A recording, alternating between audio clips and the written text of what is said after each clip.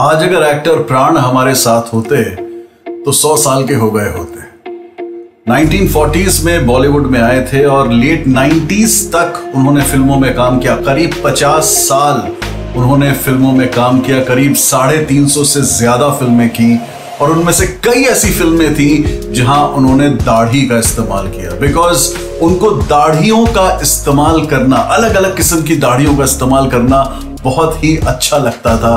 उससे उनके अलग अलग कैरेक्टर्स को जान मिलती थी, अलग अलग कैरेक्टर्स को पहचान मिलती थी। आज मैं प्राण साहब के उन्हीं कैरेक्टर्स की बात करूंगा, कुछ ऐसे कैरेक्टर्स जो बहुत फेमस थे अपनी दाढ़ियों की वजह से।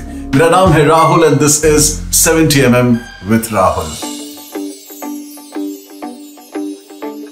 आज इस वीडियो में मैं आपको बताऊंगा कि प्राण साहब की कुछ फेमस दाढ़ियों के पीछे उनकी इंस्पिरेशन कहां से आई थी। शुरुआत करूंगा मैं 1972 में रिलीज हुई एक फिल्म बुनियाद से। इस फिल्म में प्राण साहब जज बने थे और उन्होंने इस फिल्म के लिए अब्राहम लिंकन की दाढ़ी चुनी। इस दाढ़ी की खास बात यह थी कि दाढ़ी तो थी लेकिन मूंछ नहीं थी। और इस दाढ़ी के डिटेल्स को जानने के लिए उस समय गूगल तो था नहीं, तो प्राण साहब ने अपनी सेक्रेटरी को अमेरिकन एम्बेसी भेजा अब्राहम लिंकन की एक फोटो लाने के लिए। वो फोटो आई, प्राण साहब ने उस फोटो को देखा, लिंकन की दाढ़ी प्राण साहब को जच गई और फिल्म बुनियाद में उस जज के रोल में प्राण साहब ने उसी दाढ़ी को ट्राई किया। फिल्म बुनियाद में प्राण साहब का वो कैरेक्टर इतना ज्यादा लोगों को पसंद आया कि उसके बाद super hit film Amar Akbar Anthony में भी प्राण साहब ने एक दाढ़ी रखी थी और उसमें भी मूछें नहीं लगाई थी। प्राण साहब की दाढ़ी से जुड़ा दूसरा इंटरेस्टिंग किस्सा फिल्म चक्कर पे चक्कर से। ये फिल्म 1977 में रिलीज हुई थी। इसमें थे शशि कपूर एंड रेखा। ये फिल्म एक रोमांटिक कॉमेडी थी। इस फिल्म में एक शॉट है जहां पे प्राण साहब को एक अधेड़ उम्र का बुढ़ा, ऐसा एक रोल था, उसमें दिखना था। और प्राण साहब ने कहा कि सब लोग ही बाल को रंगते हैं, बड़े सफेद बाल लगाते हैं, लेकिन मैं इस कैरेक्टर को अलग कैसे कर सकता हूं। उन्होंने काफी कुछ सोचा। उसके बाद उन्हें याद आया एक वो बाबा, एक वो सन्यासी जो उन्हें कई साल पहले हरिद्वार में मिला था। वो सन्यासी जो अपनी उम्र से कहीं ज्यादा बूढ़ा दिखता था। उस सन्यासी के लंबे लंबे सफेद बाल थे, थोड़ी सी दाढ़ी थी, लेकिन दाढ़ी से भी लंबी उसकी सफेद मूछें थी जो उस सन्यासी के पेट तक आती थी। प्राण साहब को फिल्म चक्कर पे चक्कर के लिए उस सन्यासी का कैरेक्टर पसंद आया और उसके बाद उन्होंने एक ऐसा गेटअप बनाया जहां उनकी लंबी लंबी मूछें लोगों को बहुत पसंद आई। इनफैक्ट आज भी YouTube पर आप प्राण साहब का वो कैरेक्टर जो उन्होंने चक्कर पे चक्कर फिल्म में प्ले किया था उसे आप देख सकते हैं। वही लंबे लंबे सफेद बाल, लेकिन बालों से भी ज्यादा लंबी मूछें। वो कैरेक्टर आज भी लोगों को पसंद आता है। वो क्लिप आज भी लोग YouTube पर बार बार देखते हैं। अब मैं बात करना चाहता हूँ फिल्म नन्हा फरिश्ता की। ये 1969 में रिलीज हुई थी। इस फिल्म में प्राण साहब का एक डुअल कैरेक्टर था। एक ऐसा कैरेक्टर, एक ऐसा इंसान जो हाथ में छुरा पकड़ ले तो डाकू लगे, लेकिन अगर हाथ में किताब पकड़ ले तो प्रोफेसर लगे। ऐसे कैरेक्टर के लिए प्राण साहब ने सोचा कि अगर मैं एक ऐसी दाढ़ी लगा सकूं जिससे चेहरे का रंग बदल सके, चेहरे के हाव भाव, एक्सप्रेशन बदल सकें, तो मजा आ जाए। प्राण साहब ने बहुत कुछ सोचा कि इसमें मैं किस किस्म की दाढ़ी इस्तेमाल करूं। तो उन्होंने फाइनली सोचते सोचते अपने उस प्रोफेसर को याद किया जो उनको कॉलेज में पढ़ाते थे। और प्राण साहब ने फिल्म नन्हा फरिश्ता में जो दाढ़ी इस्तेमाल की है वो उसी प्रोफेसर से इंस्पायर्ड है जो प्राण साहब को कॉलेज में पढ़ाते थे। इनफैक्ट उस दाढ़ी का एक वर्जन प्राण साहब ने कुछ साल बाद 1972 में रिलीज हुई फिल्म जंगल में मंगल के लिए भी इस्तेमाल किया था। आज जब हम प्राण साहब की दाढ़ियों के बारे में बात कर रहे हैं तो अगली फिल्म है धर्मा। इस फिल्म को मैं भूल नहीं सकता। इस फिल्म में प्राण साहब के 3 अलग कैरेक्टर्स थे। एक कैरेक्टर डाकू था, एक कैरेक्टर शहरी था, एक तीसरा ही कैरेक्टर था जो कव्वाल था। और इन तीनों अलग कैरेक्टर्स को प्ले करने के लिए प्राण साहब ने अपने बाल रंगे, कहीं मूंछ का इस्तेमाल किया, कहीं दाढ़ी लगाई। लेकिन ये जो कव्वाल का कैरेक्टर था, ये प्राण साहब रियल लाइफ कव्वाल से इंस्पायर्ड हुए थे। एक दोस्त के घर में पार्टी थी, वहां पे कव्वाली चल रही थी। उन दिनों कोई स्टीरियो सिस्टम नहीं होता था, लोग लाइव म्यूजिक अपने घरों में प्ले करते थे।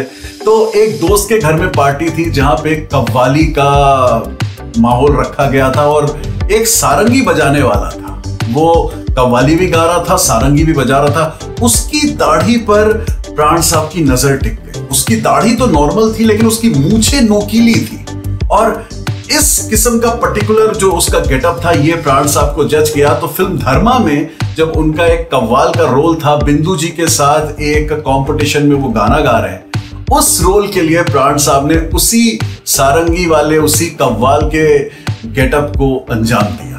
प्राण साहब हिंदी फिल्म इंडस्ट्री में करीब 40 साल तक नंबर 1 कैरेक्टर एक्टर रहे। उनकी डिमांड हर फिल्म में होती थी, हर फिल्म में उनके लिए कोई ना कोई कैरेक्टर लिखा जाता था, कभी पॉजिटिव कभी नेगेटिव, लेकिन प्राण साहब अपनी कैरेक्टर की तैयारी पूरी ताकत से करते थे।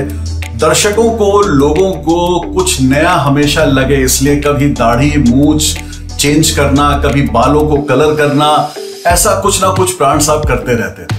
1973 में जंजीर रिलीज हुई थी, एक ऐसी फिल्म जिसमें उनका कैरेक्टर शेर खान लोगों को आज भी याद है। उस कैरेक्टर के लिए प्राण साहब ने एक खास इंसान से इंस्पिरेशन ली थी, एक ऐसा पठान जो उन्हें कश्मीर में मिला था, एक ऐसा मुल्तानी पठान जो आंखों में सुरमा लगाता था, जिसके बाल तो काले थे लेकिन जिसकी दाढ़ी रंगीन थी, लाल थी। और प्राण साहब ने उसी पठान से इंस्पायर होके शेर खान इन जंजीर का वो कैरेक्टर तैयार किया था।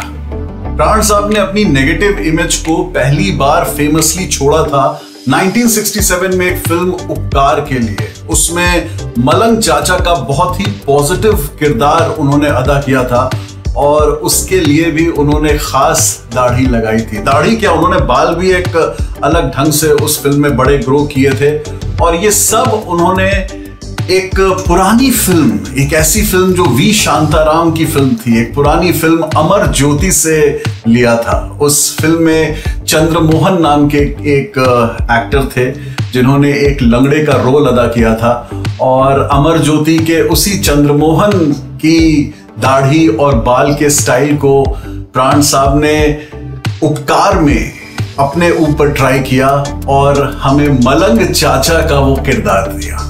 उपकार के मलंग चाचा, ये रोल लोगों को इतना ज्यादा पसंद आया प्राण साहब का कि लोग भूल ही गए कि ये वही प्राण साहब हैं जो इतने बड़े विलेन हैं, जिन्होंने इतने सालों तक बदमाशी ही बदमाशी की है फिल्मी पर्दे पर। लोग वो सब भूल गए। प्राण साहब मलंग चाचा के रोल में इतना ज्यादा कन्विंसिंग थे कि उसके बाद से प्राण साहब की एक पॉजिटिव इमेज तैयार हो गई। प्राण साहब को हमेशा ही अलग अलग किस्म की दाढ़ियों की, मूंछों की, बालों के स्टाइल की तलाश रहती थी, क्योंकि उनको इतने सारे अलग अलग किस्म के कैरेक्टर्स प्ले करने होते थे कि बहुत जरूरी था कि हर कैरेक्टर को अपने पिछले कैरेक्टर से थोड़ा सा अलग किया जाए। और ये दाढ़ी, मूंछें, बाल वगैरह ये सब मदद करते थे उन कैरेक्टर्स को अलग अलग दिखाने के लिए। एक फिल्म याद आ रही है मुझे, जाते जाते इस फिल्म के बारे में बात करना चाहूंगा। 1972 में रिलीज हुई थी। देव आनंद एंड शर्मिला टैगोर इस फिल्म में थे।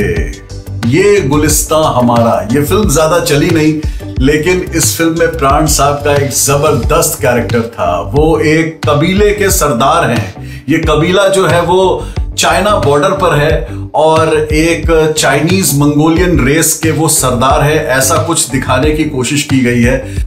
इस फिल्म में प्राण साहब ने अपनी जो दाढ़ी और मूंछ चुनी है वो इंस्पायर्ड है एक पुराने चाइनीज एम्परर से। इनफैक्ट आप जब प्राण साहब को इस फिल्म में देखेंगे या ये तस्वीर जो आप देखेंगे प्राण साहब की उसी फिल्म से, आपको लगेगा कि जैसे कोई मंगोलियन चाइनीज सरदार, कोई एम्परर बैठा है। और ऐसा ही कुछ प्राण साहब ने इस फिल्म में करने की कोशिश की है। प्राण साहब की कोई फिल्म, उनका कोई ऐसा कैरेक्टर जिसमें उनकी अतरंगी दाढ़ी मूंछ थी और आप उसके बारे में मुझे बताना चाहते हैं, मुझसे बात करना चाहते हैं, तो do mention it in the comment section, मुझे बताइए। प्राण साहब और बॉलीवुड के दूसरे बदमाशों के बारे में हमने खास वीडियो भी बनाया है, इसे देखना ना भूलना। हमारा अगला वीडियो आने तक अपना ध्यान रखिए। Take care of yourself. Tata.